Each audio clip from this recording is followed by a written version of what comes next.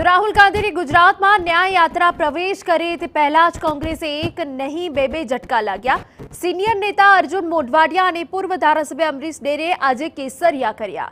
મોઢવાડિયા અને અમરીશ ડેરે ભાજપમાં જોડાયા બાદ ભાજપ પ્રદેશ પ્રમુખ સી.આર. પાટીલે કહ્યું કે વિકાસના નામે જીતાય નહીં એમ કહેનારા લોકોને પરિણામ સમયે ખ્યાલ આવે છે કે લોકો વિકાસ ઈચ્છે છે। મોદીએ 4 સેક્ટર પસંદ કર્યા। મહિલાઓ આજે મોદી પર વિશ્વાસ કરે છે કેમ કે તેમને હક અપાવ્યા છે। આખા વિશ્વમાં જો યુવાનોની જવાબદારી લીધી હોય તો તે મોદી છે। લોકોને મદદ કરવાની ભાવના સાથે રાજકીય કારકિર્દી શરૂ કરી છતાં નિરાશ થયા હોય તેવા લોકો આજે ભાજપમાં જોડાઈ રહ્યા છે તે તમામનું સ્વાગત।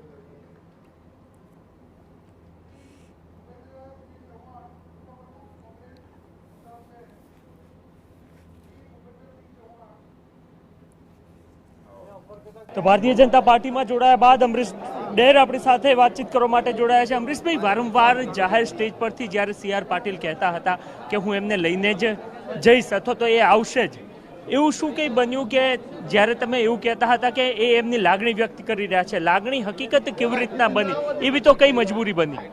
મજબૂરી જરાય નથી, ખાલી વાત એટલી જ છે કે જે પાર્ટીની અંદર આટલા બધા વર્ષો સુધી યુવા મોરચાના કાર્યકર્તા તરીકે મેં કામ કર્યું અને એ જ્યારે અત્યારે પાર્ટીના મોભીના ધ્યાને આવ્યું હોય ને ત્યારે એણે આમંત્રણ આપ્યું છે એ પ્રમાણે મેં સ્વીકાર્યું છે। અને હું ખરેખર કહું છું કે ભારતીય જનતા પાર્ટીના અધ્યક્ષ શ્રીએ કોઈને 3 વખત જાહેર મંચ ઉપરથી આમંત્રણ આપ્યું હોય એવું હું પહેલો હશ તો મને એવું લાગે છે કે વારંવાર લાગણીની અવગણના થાય એ વ્યાજબી નથી। એટલા માટે ખૂબ પ્રેમ ભાવ અને સન્માન સાથે ભારતીય જનતા પાર્ટી મેં જોઈન કરી છે। 2019માં હું આપના ફાર્મ હાઉસ પર રોકાયો હતો અને ત્યારે તમારા પિતા મળ્યા હતા। એમને કહ્યું હતું કે અમરીશ માટે સારી જગ્યા કઈ હોઈ શકે, ભાજપ કે પછી કોંગ્રેસ? હું તો એમને જવાબ નહોતો આપી શક્યો, પરંતુ ત્યારબાદ પરિવારમાં શું કઈ ચર્ચાઓ થઈ અને ત્યારબાદ અહીંયા સુધી આપ પહોંચ્યા? તમને એટલું જણાવું તો મારા પિતાશ્રી વર્ષો સુધી વિશ્વ હિન્દુ પરિષદના પ્રમુખ રહ્યા। હું પણ બજરંગ દળની અંદર મેં સક્રિય રીતે કામ કર્યું। મારા પિતાજી સંસ્કૃત અને સાયકોલોજીના પ્રોફેસર તરીકે પણ વર્ષો સુધી રાજુલામાં સેવા આપી। એટલે ક્યાંક ને ક્યાંક આ બધી બાબતો જે હતી એમાં એવું ચોક્કસપણે થતું હતું કે બધી જ રાજકીય પાર્ટીઓની વિચારધારા અલગ હોઈ શકે પણ બધી જ પાર્ટીઓનો ધ્યેય જે છે એ જનતા જનાર્દનનું હિત કેમ થાય, ભલું કેમ થાય તો એ હોય છે।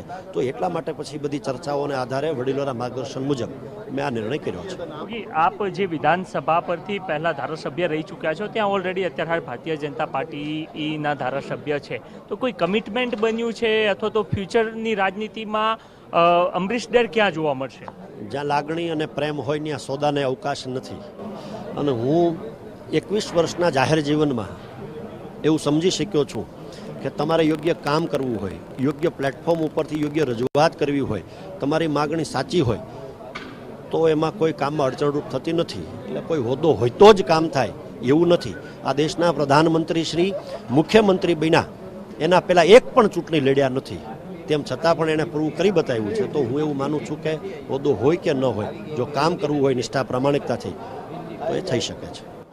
તો અમરીશભાઈ ડેર અને તેઓ કહી રહ્યા છે કે કોઈ હોદ્દાને ધ્યાનમાં રાખીને તેઓ નથી જોડાઈ રહ્યા, પરંતુ એમને જે પ્રદેશ અધ્યક્ષ છે એમના પ્રત્યેની એમની લાગણી છે અને જરૂરથી ભવિષ્યમાં કોઈ કામગીરી એમને સોંપવામાં આવશે, પરંતુ અત્યારે હાલ કોઈ પણ પ્રકારની આશા અપેક્ષા વગર તેઓ ભારતીય જનતા પાર્ટીમાં જોડાયા છે।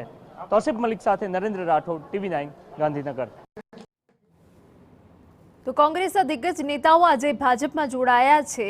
કાર્યકરોનું કમલમમાં સ્વાગત કરવામાં આવ્યું છે। તમને એ દ્રશ્યો પણ અમે તમને બતાવ્યા કે જ્યાં અર્જુન મોઢવાડિયા અને અમરીશ ડેરે સત્તાવાર રીતે તેઓ ભાજપમાં જોડાઈ ગયા છે અને સાથે જ આ દ્રશ્યો અમે તમને બતાવી રહ્યા છીએ કે જ્યાં હવે કોંગ્રેસની મુસીબત વધી શકે છે।